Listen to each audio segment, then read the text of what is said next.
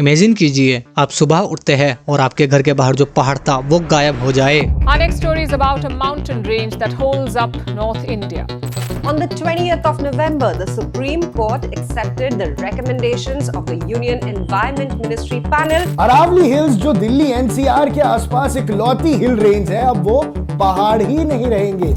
Supreme court की एक report के मुताबिक राजस्थान में अरावली की 128 हिल रेंजेस में से 31 पूरी तरह से खत्म हो चुकी है। यस, आपने सही सुना, इंसान ने मिलकर पूरे के पूरे पहाड़ खा लिए हैं। लेकिन कहानी सिर्फ यहाँ खत्म नहीं होती। 2025 में एक नया मोड़ आया है, एक ऐसी टेक्निकल डेफिनेशन जिसने पेपर पर अरावली के 90% पहाड़ों को पहाड़ मानने से भी इनकार कर दिया है। आज के वीडियो में हम डीप डाइव करेंगे कि कैसे 100 मीटर डेफिनेशन नॉर्थ इंडिया को डेजर्ट बनाने की राह पर ले जा रहा है, कौन है इसके पीछे और क्यों सेव अरावली सिर्फ एक सोशल मीडिया ट्रेंड नहीं बल्कि आपकी सर्वाइवल की जंग है। अब बात करते हैं सबसे बड़े कंट्रोवर्सी की। नवंबर 2024-25 में सुप्रीम कोर्ट ने एक नई डेफिनेशन एक्सेप्ट की। इसके मुताबिक सिर्फ वही लैंडफॉर्म अरावली हिल माना जाएगा जिसकी हाइट ग्राउंड लेवल से कम 100 मीटर्स हो। अब आप सोचेंगे इससे क्या फर्क पड़ता है? फर्क ये है कि अरावली दुनिया की सबसे पुरानी माउंटेन रेंजेस में से एक है। करोड़ों सालों में वेदरिंग और इरोजन की वजह से इनकी हाइट कम हो गई है। एक्सपर्ट डेटा बताता है राजस्थान के लगभग 90% हिल्स 100 मीटर के नीचे है। इसका मतलब टेक्निकली अब वो पहाड़ नहीं माने जाएंगे। तो वहाँ माइनिंग और कंस्ट्रक्शन पर कोई फॉरेस्ट लॉ अप्लाई नहीं होगा। एक तरफ government Aravalli green wall project launch करती है, वहीं दूसरी तरफ लीगल लूप होल्स के जरिए माइनिंग कंपनीज के लिए रेड कारपेट बिछा दिया जाता है। क्या ये सिर्फ एक कोइंसिडेंस है या फिर एक वेल प्लान्ड मूव? अरावली को the shield of North India भी कहा जाता है। क्यों?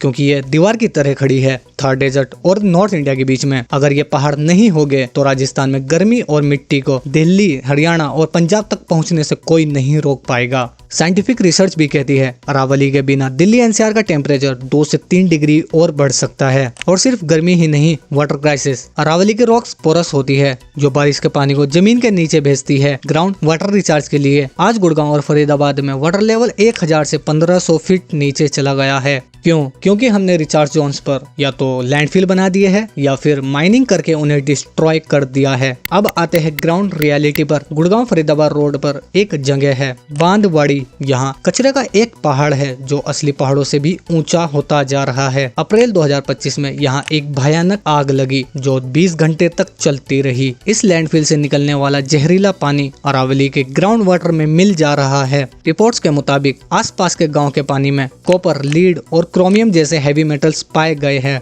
एक तरफ हम माउंटेन्स को तोड़कर मिट्टी बना रहे हैं और दूसरी तरफ कचरे के पहाड़ को खड़ा कर रहे हैं। इससे नेचर पर बहुत बुरा प्रभाव पड़ रहा है। तो सॉल्यूशन क्या है? क्या हमें डेवलपमेंट बंद कर देनी चाहिए? नहीं, लेकिन डेवलपमेंट और डिस्ट्रक्शन के बीच में एक लाइन होती है। हमें एक परमानेंट फॉरेस्ट रिजर्व स्टेटस चाहिए अरावलीज के लिए, ना कि ऐसी डेफिनेशन जो माइनिंग कंपनीज को फायदा पहुंचाए। अरावली ग्रीन वॉल प्रोजेक्ट तभी काम करेगा जब हम बचे हुए पहाड़ों को प्रोटेक्ट करेंगे। ये सिर्फ पेड़ लगाने की बात नहीं है, ये एक इकोसिस्टम को बचाने की बात है जो मिलियंस लोगों को सांस लेने लायक हवा और पीने लायक पानी देता है। अगली बार जब आप दिल्ली की पुअर एयर क्वालिटी की न्यूज सुने तो याद रखना शहर की दीवार अरावली गिर रही है, इसलिए धूल अंदर आ रही है। फैसला आपका है। क्या हम अगले 10 साल में अरावली को सिर्फ बुक्स में पढ़ेंगे या आज इस सेव अरावली मूवमेंट का हिस्सा बनेंगे? इस वीडियो को शेयर कीजिए ताकि लोगों को 100 मीटर डेफिनेशन का सच पता चले। कमेंट करके बताइए क्या आपको लगता है डेवलपमेंट के नाम पर पहाड़ तोड़ना जस्टिफाई है? मैं मिलूंगा आपसे अगले वीडियो में। जय हिंद।